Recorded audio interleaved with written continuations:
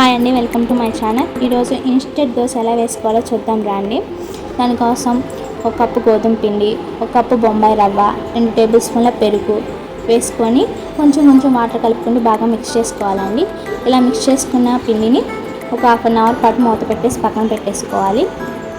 ఈలోపు ఒక పచ్చిమిర్చి, ఒక ఆనియన్, కొంచెం కొత్తిమీర కట్ చేసుకొని ఆ పిండిలో వేసుకోవాలి. అలాగే కొంచెం కరివేపాకు కూడా యాడ్ చేసుకోవాలి. దాంట్లోనే కొంచెం పసుపు, రుచికి సరిపడా ఉప్పు, కొంచెం జీలకర్ర వేసుకొని బాగా మిక్స్ చేసుకోవాలండి. ఈలోపు గ్యాస్ స్టవ్ పైన ప్యాన్ పెట్టి ప్యాన్ వేడైన తర్వాత ఈ మిక్స్ చేసుకున్న పిండిని దోశలా పోసేసుకోవడమేనండి. దోశలు చాలా బాగా వస్తాయి.